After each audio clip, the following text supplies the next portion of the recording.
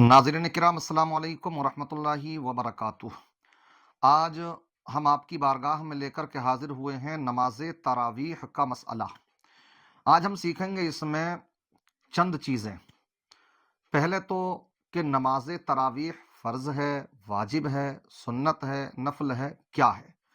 और साथ ही साथ ये भी आज की वीडियो में आप समाअत फरमाएंगे कि नमाज तरावीह कितनी पढ़ना चाहिए और किस तरह पढ़ना चाहिए। क्या मर्द और औरतों दोनों को पढ़ना चाहिए, सिर्फ मर्दों को पढ़ना चाहिए। इसी तरीके से अगर कोई इसको नहीं पढ़ता है तो उसके लिए क्या हुक्म होगा। इसी तरीके से आज की वीडियो में हम ये भी सीखेंगे कि इसके जो फ़वाइद हैं तो वो जो आखिरत में हैं, उखरवी फ़वाइद वो तो हैं ही, लेकिन क्या कोई दुनियावी फ़वाइद भी हैं इसके। तो आइए हम शुरू करते हैं। इसके ताल्लुक़ से हम बताते हैं आपको। पहले नंबर पर आप ये समझ लीजिए कि नमाज तरावीह सुन्नत मुअक्कदा किफ़ाया है। सुन्नत मुअक्कदा किफ़ाया का मतलब ये होता है कि पूरी बस्ती में से अगर चंद लोग नमाज जमात के साथ अदा कर लें तो सब लोग बरूस ज़िम्मा हो जाएंगे, लेकिन अगर चंद भी ना करें तो सब के सब गुनहगार होंगे। इसलिए जमात के साथ इसको पढ़ना चाहिए। दूसरे ये है कि ये मुअक्कदा है, सुन्नत मुअक्कदा, फर्ज या वाजिब नहीं है। सुन्नत मुअक्कदा प्यारे आका सल्लल्लाहु ताला अलैहि वसल्लम ने जैसे कैसे कि सुनन कुबरा की एक हदीस पाक से इसका सबूत मिलता है, और वो बाकी और भी अहादीस से, कि आका ने 3 रातें नमाज तरावीह जमात से पढ़ाई और उसके बाद में बखौफ फर्जियत इसको तर्क कर दिया जमात को, यानी जमात इसकी फर्ज ना हो जाए, इस खौफ से आका ने इसकी जमात को तर्क कर दिया। लेकिन बाद में फिर हजरत उमर फारूक आजम रदी अल्लाह ताला अन्हु ने हुफ्फाज किराम को हुक्म दिया कि वो लोगों को जमात के साथ नमाज तरावी पढ़ाएं। इसी पर अमल रहा हजरत उस्मान गनी का, हजरत अली रदी अल्लाह ताला अन्हु का, तमाम खुलफा का। तो इस पर अब हो गया इजमा, यानी तमाम खुलफाए राशिदा का इस पर इजमा हो गया, सब ने जमात ही के साथ नमाज तरावीह को पढ़ा है।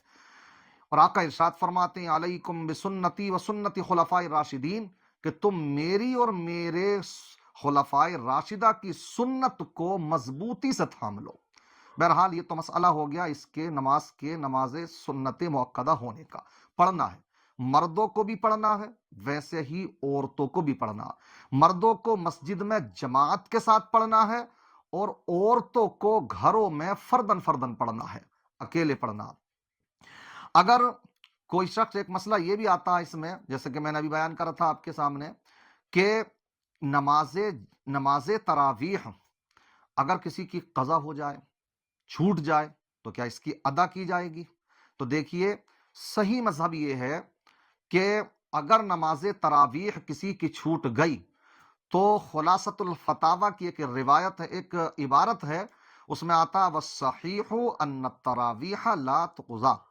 सही ये है कि नमाज तरावीह की कज़ा नहीं की जाती है। तो नमाज जिसकी कज़ा हो चुकी, अगर नमाज तरावीह, तो वो बाद में फिर उसकी कज़ा नहीं करेगा। इसी तरीके से एक मसला ये आता है कि औरतें जमात के साथ इसको पढ़ सकती हैं, नहीं तो नहीं पढ़ सकती। औरतें तने तनहा ही पढ़ेंगी, मर्द मस्जिद में जमात के साथ पढ़ेंगे।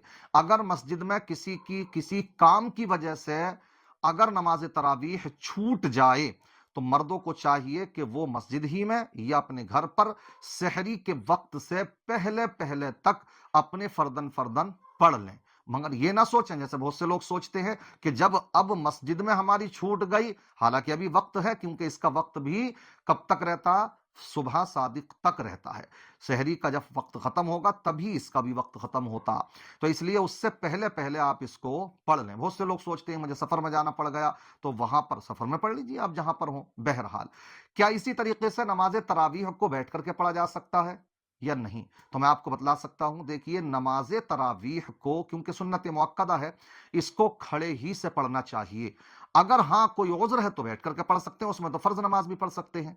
लेकिन अगर कोई उज़्र नहीं है तो उस सूरत में अगर कोई बैठ करके नमाज पढ़ेगा तो उसकी नमाज हो जाएगी, मगर ऐसा करना मकरूह तंजीही है, یعنی خلاف اولا ہے، ناپسندیدہ عمل ہے، بہرحال نماز اس کی ہو جائے گی۔ اس لیے یہ بھی بیان فرمایا بعض علماء نے کہ اگر کوئی بیٹھ کر کے پڑھے گا تو آدھا ثواب ملے گا، کھڑے ہو کر کے پڑھے گا تو اس کو پورا ثواب ملتا۔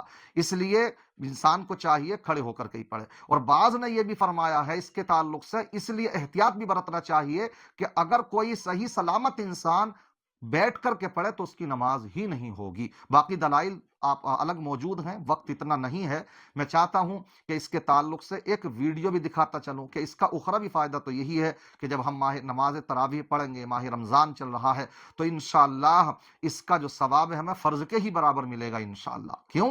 اس لیے کہ نفل نماز کا ثواب فرض کے برابر ملتا ہے، تو یہ تو سنت مؤکدہ ہے، تو اس کا تو اور دنوں کے مقابلے میں کئی گنا اس کا ثواب ملے گا، اس لیے ہمیں اس کو پڑھنا چاہیے۔ باقی یہ تو اخروی فائدہ رہا اور دنیاوی فائدے بھی ہیں۔ ایک ویڈیو میری نگاہ سے گزری تو میں نے چاہا کہ میں اس کو آپ کے سامنے پیش کروں۔ آپ سنیں گے، آپ کا واقعی جو نماز تراویح اور نماز پڑھنے والے لوگ ہیں اگر اس ویڈیو کو دیکھیں گے تو ان کا دل واقعی باغ باغ ہو جائے گا۔ ہمارا تو ایمان اور یقین ہے کہ پیارے آقا صلی اللہ تعالی علیہ وسلم کے ہر فرمان میں، ہر ادا کو اپنانے میں ہمارے لیے حکمتیں ہیں، ہمارا ہی فائدہ ہے۔ آج تو سائنسداں آج انکشافات کر رہے ہیں، آج ریسرچ سامنے آ رہی ہے، لیکن ہمارا تو ایمان اور یقین ہے کہ جب ہمارے آقا نے یہ فرما دیا ہے تو ہمارے لیے یقینی طور پر اس میں فائدہ ہی ہے۔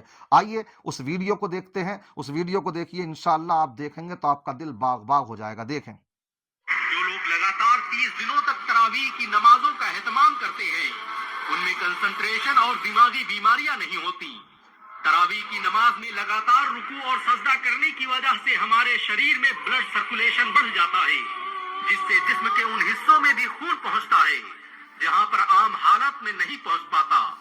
یہی وجہ ہے کہ آج دنیا میں بہت سے لوگ اپنی بیماریوں کو ٹھیک کرنے کے لیے نماز پڑھ رہے ہیں۔ نماز پڑھنے کی ہر ایک پوزیشن میں ورک آؤٹ اور صحت کا راز چھپا ہوا ہے۔ ویگیانکوں کی مانے تو لگاتار 20 رکعتوں میں رکوع اور سجدہ کرنے سے نہ صرف پیٹھ کی مانس پیشیاں فلیکسیبل ہوتی ہیں بلکہ اس سے پاچن تنتر بھی مضبوط ہوتا ہے۔ تراویح کی نماز عبادت کے ساتھ میڈیٹیشن کا سب سے بہترین ذریعہ ہے۔ ویگیانکوں دوارا کیے گئے شودھ کے مطابق تراویح کی نماز عمر دراز اور بوڑھے لوگوں کی مسلز کو مضبوطی پردان کرتی ہے۔ اس نماز کے دوران ہمارے جسم سے ایسے ہارمونز ریلیز ہوتے ہیں۔ اتنی ویڈیو ہے یہ، اور بھی لمبی ہو سکتی ہے یہ، لیکن اتنے سے میرا دکھانے کا مقصد یہ ہے، ہم کو اس لیے نہیں پڑھتے ہیں کہ ہمارے یہ چیزیں صحیح ہوں گی، ہم اس لیے پڑھتے ہیں کہ اللہ کا حکم ہے، اللہ کے رسول کا حکم ہے، اس لیے ہم یہ پڑھیں گے تو انشاءاللہ آخرت کا ثواب ملے گا، اور یہ فائدے بھی ہم سے چھوٹیں گے کہاں؟ پھر ہمیں یہی سوچ کے پڑھنا چاہیے۔ مگر میں ان لوگوں سے کہنا چاہتا ہوں کہ جو کبھی یوگے کرتے ہیں تو کبھی کچھ کر رہے ہیں، کبھی ٹیڑے بچکے ہو رہے ہیں، کبھی کسی کے پاس جا رہے ہیں وہ ٹانگیں اوپر کو اٹھوا دے رہے ہیں، کبھی سر نیچے کروا دے رہے ہیں۔ نمازیں پڑھنے والوں کو یہ حرکتیں کرنے کی ضرورت نہیں ہے۔ اس لیے ماہ رمضان چل رہا ہے، نماز تراویح ادا کیجئے، روزے رکھیے اور ماہ رمضان کے فیضان سے مالا مال ہوئیے۔ اللہ تعالیٰ سب کو نماز تراویح پڑھنے کا شوق و ذوق عطا فرمائے، جملہ عبادات کرنے کا شوق و ذوق عطا فرمائے، سب کی جملہ عبادات کو قبول فرمائے۔ السلام علیکم ورحمۃ اللہ وبرکاتہ۔